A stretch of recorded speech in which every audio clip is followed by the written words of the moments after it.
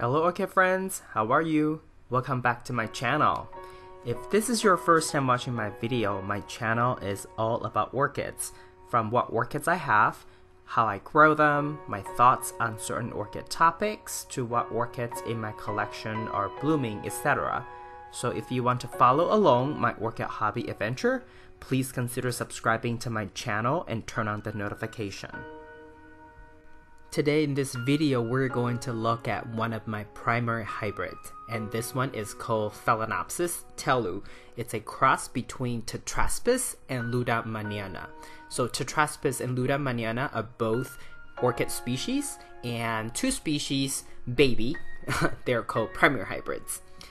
This one is a very interesting orchid cross, and let's go back in time to 2018, mid-October 2018, to show you how it was. And at the time, it was growing roots, it was having a spike.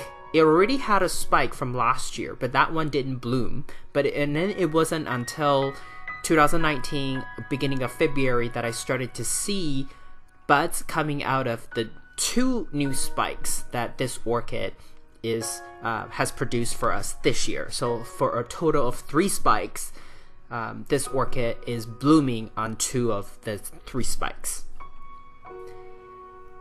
The oldest spike from last year is still growing, elongating, but somehow it just didn't produce any bud this year.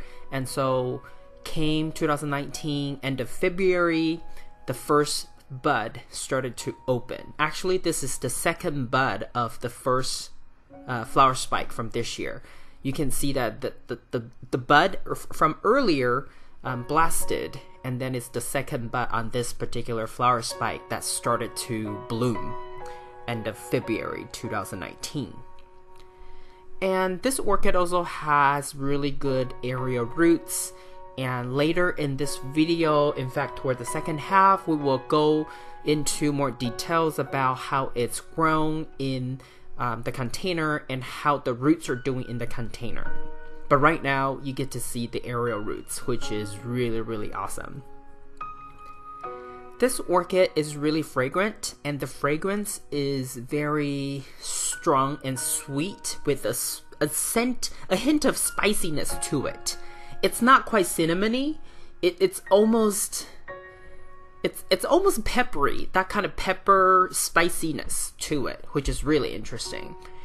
But if you look closely in the center of the flower, you can still see that fuchsia color of leuddemanniana. And of course, the pattern on the sepals and petals is also very similar to leuddemanniana. The only thing that I can see from tetraspis is the fuzzy lip that it has. You see that little tiny white hairy fuzzy stuff on the lip. I think that's from tetraspis. Right here, this is a close-up. On the lip area, you see lots of white hair, right? And that's what we call the fuzzy lip, and that's something that I think come directly from tetraspis, because all my tetraspis flowers all have really tiny white hair on their lips.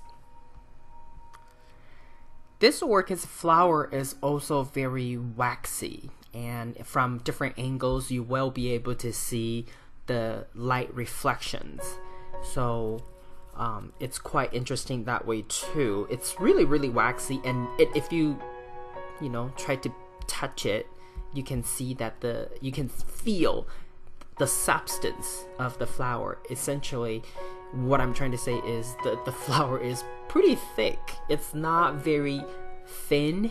Some orchid blooms are really thin, and the flower look a bit flimsy, but this is quite sturdy. It's actually really thick, very of substance. And the way that I think this orchid is also interesting is the color.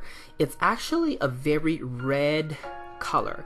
It's not, because I have another one that's leuddemanniana crossed with Yafeng Nice Girl, and that one somehow it's more on the pink side, and then this one is really red. So I really like it. It just looks festive. And so 2019, around beginning of March, the second flower opened, and the second flower is on the second spike from this year. So remember earlier this video I said this orchid has 3 spikes. So the first spike came last year, didn't produce any flower. I mean, at the time I was super excited, but it didn't do anything. But this year it produced 2 additional spikes, and it's on these 2 additional spikes that gave us bloom, that gave me bloom, 1 on each. In terms of watering, this one, because it's in semi-hydro, so in summertime, typically it's 7 to 10 days. I would have to give it more water, and then in wintertime, it's usually 2 weeks or so.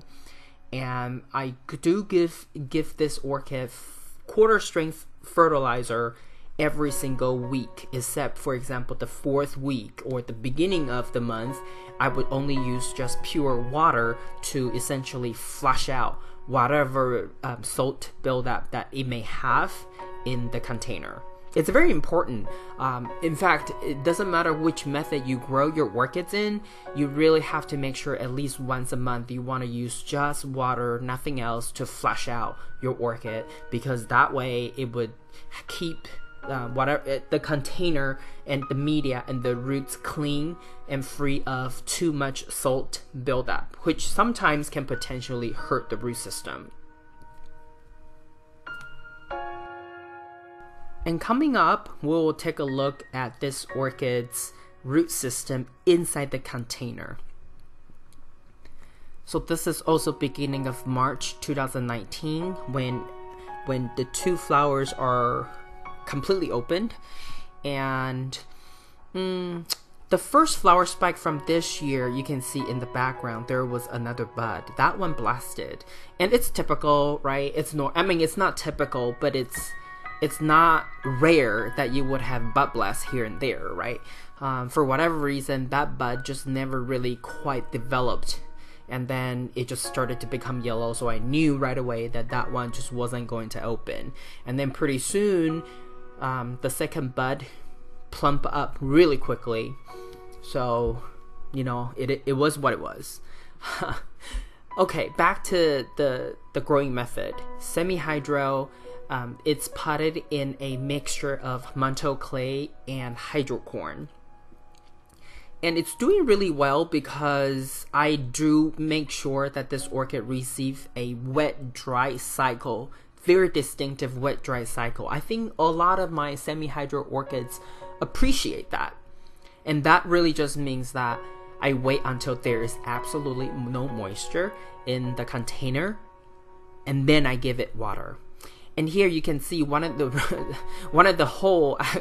The roots actually come out from one of the drainage holes, and that just shows you how robust this orchid is with its roots inside the container. And you can see lots of roots are already in the reservoir area. So again, this is a autopilot mode for me because I only need to add water when there's no water, and I don't have to worry about repot unless this orchid is completely outgrown of this container, which may take a couple years, or until the leaves have grown out so much that it's just leaning too much forward that I really have to repot it to reposition it further back into the cup or further away from the edge of the cup. So this is the beauty of semi-hydro, but then also it's a combination of, you know, the beauty of this combo, semi-hydro and inorganic media, which means the media do not break down due to old age, right? The pebbles, the hydrocorn, manto clay, they don't break down because it's inorganic, not like bark chips or sphagnum moss, right? After 2 years, 3 years, you have to repot it, but then during the process, if you don't do it correctly, you can potentially set back your orchid. Now, this segment is to show you that there is a spike. That's the first spike ever of this orchid hiding underneath this leaf. That one is still growing, elongating, but for some reason, that spike just did not produce any bud last year. And even though this year it's growing, but I just don't know if it will actually bloom this year. Probably not.